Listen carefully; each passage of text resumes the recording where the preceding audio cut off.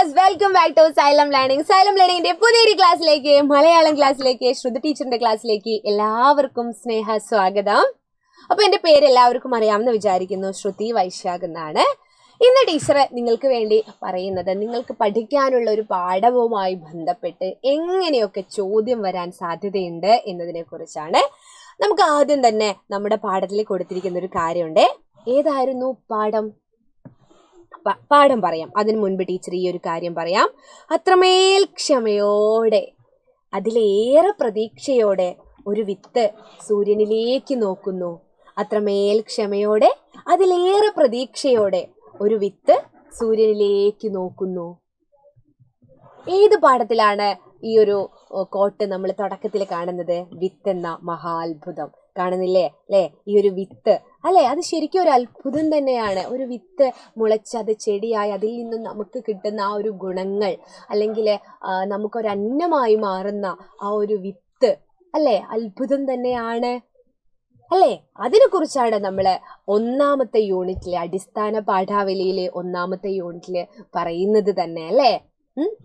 കൃഷി സംസ്കാരം, നമ്മുടെ കാർഷിക സംസ്കാരത്തിന്റെ മഹത്വത്തെ കുറിച്ചാണ് 3 പാഠങ്ങളും നമ്മളോട് സംവദിക്കുന്നത് അല്ലേ. അപ്പോ ആ പാഠം അല്ലെ, ഒരു വിത്തെന്ന മഹാത്ഭുതം എന്ന് പറയുന്ന ആ പാഠഭാഗം ആരാണ് എഴുതിയിരിക്കുന്നത്? ചെറുവയൽ രാമൻ എന്ന് പറയുന്ന ഒരു കർഷകന്റെ ആത്മകഥയിലെ ഒരു ഭാഗമാണ്. അപ്പോൾ ഇദ്ദേഹം ഒരു സാധാരണക്കാരായ കർഷകനാണ്. എന്നാൽ രാജ്യത്തെ പരമോന്നത പുരസ്കാരങ്ങളിലൊന്നായ പത്മശ്രീ വരെ നേടിയ ഒരു കർഷകനാണ് ആര്?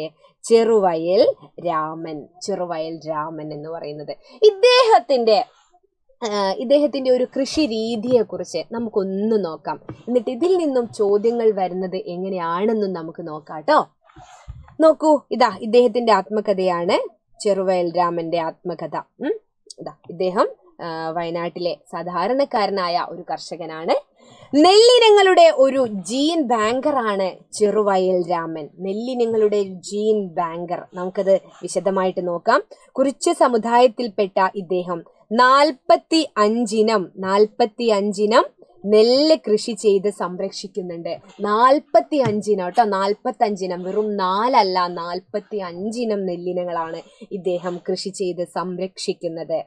നെൽവിത്തുകൾ കൂടാതെ പരമ്പരാഗത പച്ചക്കറി ഇനങ്ങളും ഔഷധ സസ്യങ്ങളും വിവിധ വൃക്ഷങ്ങളും ഇദ്ദേഹം തന്റെ തോട്ടത്തിൽ സംരക്ഷിച്ചു വരുന്നു. തീർച്ചയായും അദ്ദേഹം നല്ലൊരു കർഷകനാണ്. നിരവധി വിദ്യാർത്ഥികളും ഗവേഷകരും കർഷകരും നിത്യേന ഈ പുരയിടം സന്ദർശിച്ച് പരമ്പരാഗത കൃഷിയെ പറ്റി പഠിക്കുന്നു. ഹൈദരാബാദിൽ വെച്ച് നടന്ന ജൈവ വൈവിധ്യ സംരക്ഷണത്തിനായുള്ള 11 രാജ്യങ്ങളുടെ സമ്മേളനത്തിൽ കേരളത്തിലെ കർഷകരെ പ്രതിനിധീകരിച്ചത് ഇദ്ദേഹമാണ്. ഒന്ന് നോക്കണോ കേട്ടോ. വയനാട്ടിലെ കുറിച്ച് സമുദായത്തിൽപ്പെട്ട സാധാരണക്കാരനായ ഒരു കർഷകൻ, അദ്ദേഹമാണ് അല്ലെ 11 രാജ്യങ്ങളുടെ സമ്മേളനത്തിൽ കേരളത്തെ പ്രതിനിധീകരിച്ച് അല്ലെ, കേരളത്തിലെ കർഷകരെ പ്രതിനിധീകരിച്ച് അദ്ദേഹം ഇവിടെ ഹൈദരാബാദില് വെച്ച് നടന്ന ജൈവ വൈവിധ്യ സംരക്ഷണത്തിനായുള്ള ഒരു സമ്മേളനത്തിൽ പങ്കെടുത്തു. 2023 ഈ അടുത്താണ്, കഴിഞ്ഞ വർഷമാണ് റിപ്പബ്ലിക് ദിനത്തിൽ ഭാരത സർക്കാർ പത്മശ്രീ നൽകി ഇദ്ദേഹത്തെ ആദരിച്ചത് അല്ലെ.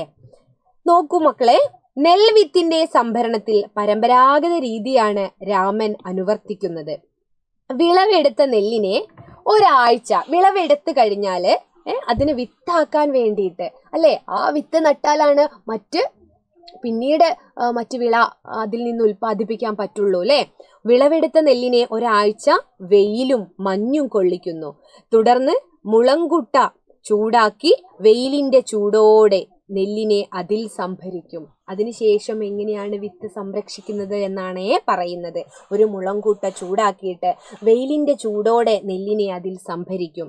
വൈക്കോൽ കൂടാരം പോലെ കെട്ടിയുണ്ടാക്കുന്ന വിത്തുകൂടെയും നെൽ സംഭരണത്തിന് ഉപയോഗിക്കുന്നു. പുഴുങ്ങിക്കുത്തിയ അരിയും ഈ വിധം സംഭരിക്കാം. വിത്താകട്ടെ 2 വർഷം വരെ മുളയ്ക്കൽ ശേഷി നഷ്ടപ്പെടാതെ പരമ്പരാഗത രീതിയിൽ സൂക്ഷിക്കാനാവും.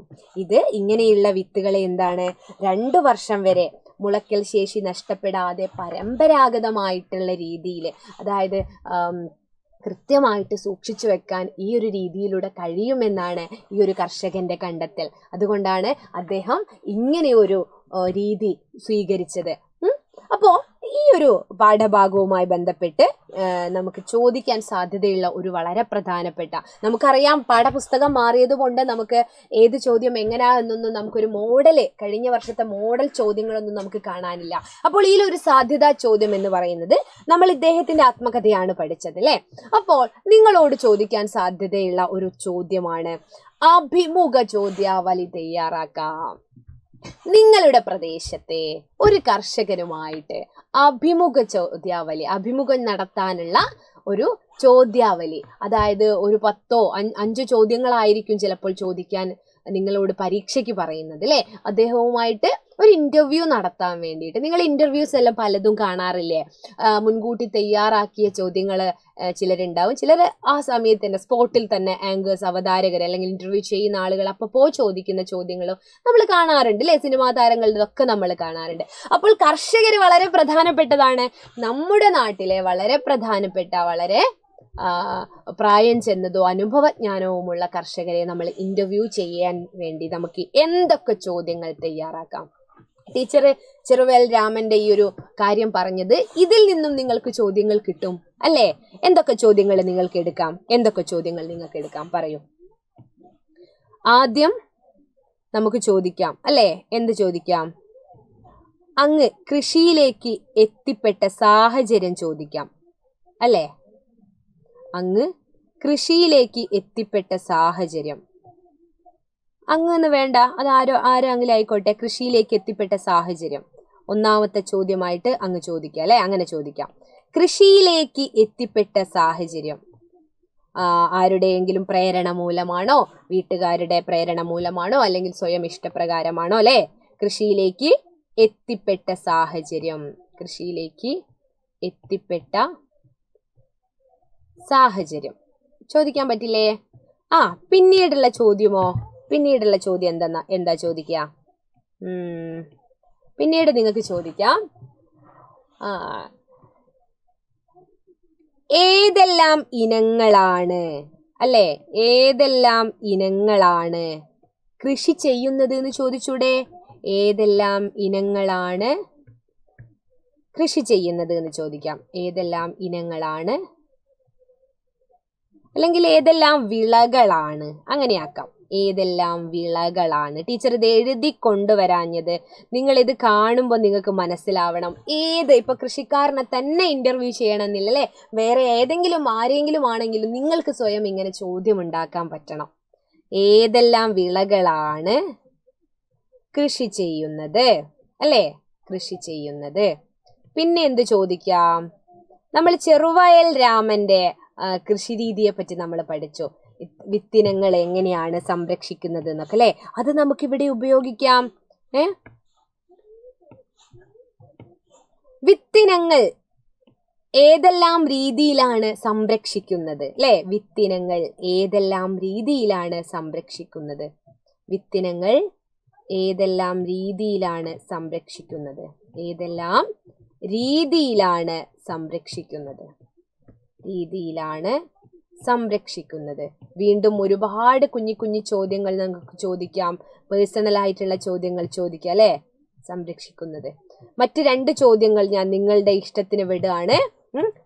അപ്പോ ചോദ്യങ്ങൾ ഇനിയും ഒരുപാട് ചോദിക്കാം. ഇദ്ദേഹത്തിന്റെ ഈ ഒരു കാര്യങ്ങൾ ഒക്കെ വെച്ച് നടന്നപ്പോൾ അല്ലെ, എന്തെങ്കിലും തരത്തിലുള്ള അംഗീകാരങ്ങൾ നിങ്ങൾക്ക് ലഭിച്ചിട്ടുണ്ടോ? നമുക്ക് പത്മശ്രീ കിട്ടിയിട്ടുണ്ട് ചെറുവയൽ രാമന് എന്ന് പറഞ്ഞു. അപ്പോൾ എന്തെങ്കിലും അംഗീകാരങ്ങൾ ഈ ഒരു മേഖലയിൽ, ഏതെങ്കിലും തരത്തിലുള്ള അംഗീകാരങ്ങൾ അങ്ങയെ തേടി വന്നിട്ടുണ്ടോ, എത്തിയിട്ടുണ്ടോ, ലഭിച്ചിട്ടുണ്ടോ എന്നൊക്കെ ചോദിക്കാം അല്ലെ? അത് നിങ്ങളുടെ ഇഷ്ടത്തിന് വിടുകയാണ്.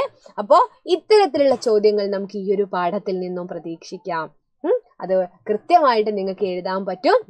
അപ്പം ഇതുപോലത്തെ ഉപകാരപ്രദമായ വീഡിയോവുമായിട്ട് ടീച്ചർ അടുത്ത ക്ലാസ്സിൽ വരുന്നതായിരിക്കും. അതുവരേക്കും ബൈ.